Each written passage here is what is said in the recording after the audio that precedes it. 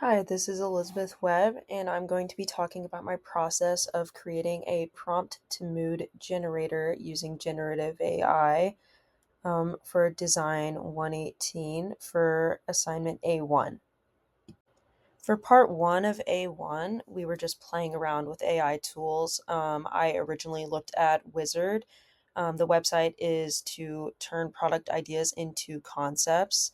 I was really motivated to look into this AI generator because it had the ability to turn sketches into digital wireframes.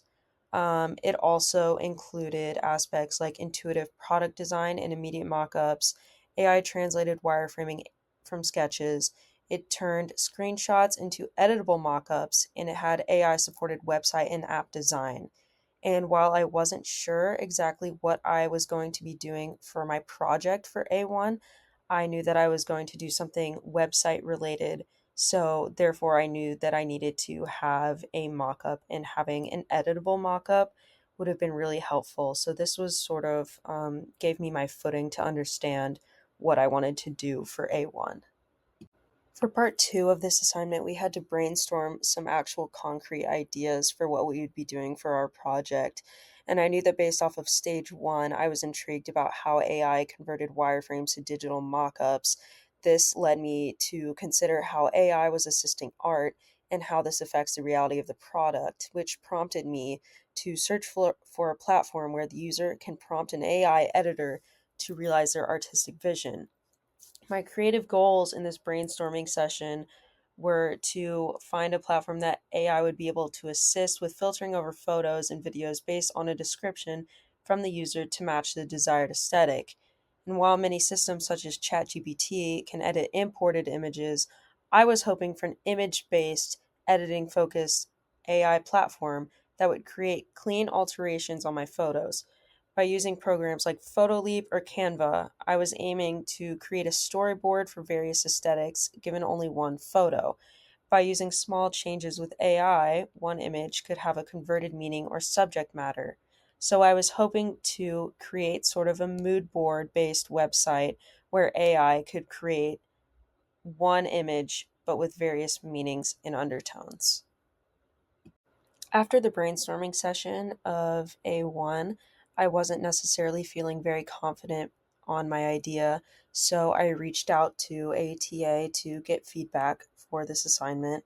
And I got some feedback saying that the scope was too narrow and that the idea may be too simplistic for what they were looking for A1. The idea overall just was presented in a way that was a bit confusing. So I decided to go back to workshopping ideas involving mood boards because I know that I wanted to include mood boards into my content, but I wasn't exactly sure on how I would end up formatting that exactly. So, after some consideration, I decided to do a prompt to mood board based AI generator website that would be functional for interior designers. I knew that this was the initial idea, although I would end up polishing it later and adding more functionality to the website. However, when I originally decided that I wanted to do this, I realized that I needed to have some wireframes, and I decided not to go with Wizard, but instead to go with Figma Make because I was more comfortable with the platform and I felt as though it was more suited to my needs. So I described the concept that I wanted into Figma Make, and it presented me with some wireframes, and this really solidified that I wanted to do this. And it created a solid layout for me to base my website generation on. After considering several AI website generators, I decided to go with Lovable. Lovable seemed intuitive and functional. It creates websites in seconds. And I described what I wanted based off of the wireframes that I got from Figma Make and also the idea that I had. And it originally generated the image on the left, but I originally felt that this was too unprofessional looking. I didn't really like the pink and purple. So I went back and I prompted it to create a more monotone look and get rid of the pink and purple. It gave the second image, which still incorporated purple, which I didn't love. So I had it go back once again, saying remove the pink and purple, and it gave me this blue one. But I still wasn't happy with the overall aesthetic. I felt like as though I was typing in things that weren't being responded to. So these were just the initial ones that I wasn't happy with. The image on the bottom was the functionality of it after you would plug in just an example for whatever mood board you were looking for. And that I was satisfied with. I was happy with how that came out. And although I did add other functions later on, this was something that I was happy with from the get go. After repeatedly telling Lovable to redesign the website, I finally got to a spot that I was satisfied with. I felt that the aesthetic of it was a lot more sophisticated and professional. I finally got this dark layout. I liked how it looked. And I decided to add two other tools to the mood board website because I felt as though the mood board website wasn't enough in its own. So I also added a layout designer section, which would basically give you a blueprint based off of the size of the room and the pieces of furniture that were supposed to be in the room.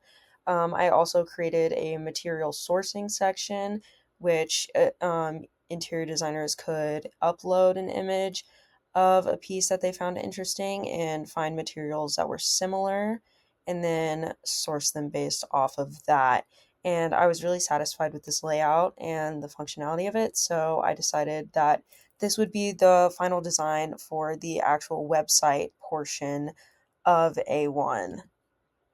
So for stage 3 of the assignment, these were my final deliverables. The timeline went as followed.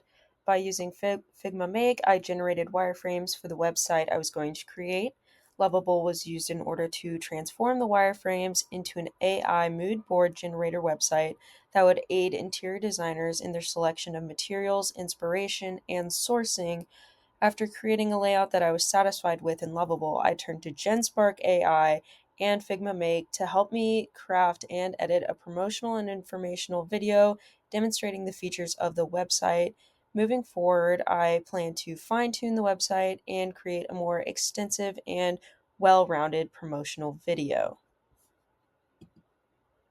So, as for the strengths and weaknesses of the AI platforms that I used, Lovable, sometimes it had incorrect adaptations. I wouldn't necessarily say hallucinations because there were no additions. It wasn't responding to the things that I was asking it to 100% of the time. Also, sometimes it would have incorrect website functions. The functionality of my website wouldn't really be working. Some of the additional features wouldn't really be working well until I had to go back and fine tune them. However, it was really simple to use. It was very intuitive. It was prompt based. And it also created real websites in seconds. It was super easy to publish my website and create a layout that I was satisfied with after tweaking it for a good bit. I was really satisfied with the overall layout and final product. Figma Make, on the other hand, I used for both the digital wireframes and for my promotional video that I used for my website. And for the promotional video, I found that Figma Make had a good amount of AI hallucination. It would include things that didn't really make sense. Sometimes text wouldn't be in English. But less so than other programs. I tried to use GenSpark originally for my promotional video, and the hallucination was pretty extreme. I wasn't really getting the product that I wanted, and I wasn't satisfied with it. So I switched to Figma Make, and I eventually got it to a place that I was happy with no hallucinations in the promotional video. Um, I really like Figma Make because there was such a wide range of possibilities and programs within Figma Make. So I could use it for my wireframes and for my promotional video. And it had really good adaptability based off of the things that I was asking it to do. and it would always respond to the things that I was asking it to do, which was very helpful.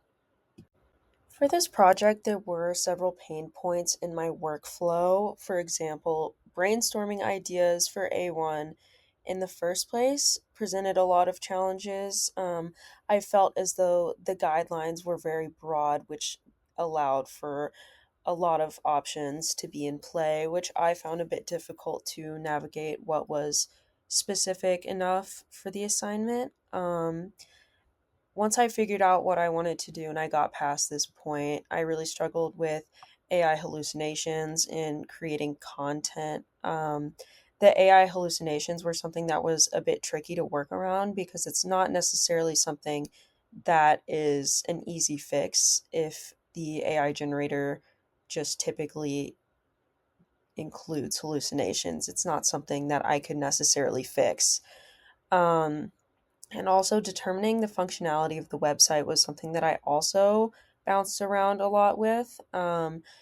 Because the website was originally just going to be a mood board generator for interior designers, but then I workshopped and added two other functions, and deciding that those two functions were going to be included took a bit of time to decipher.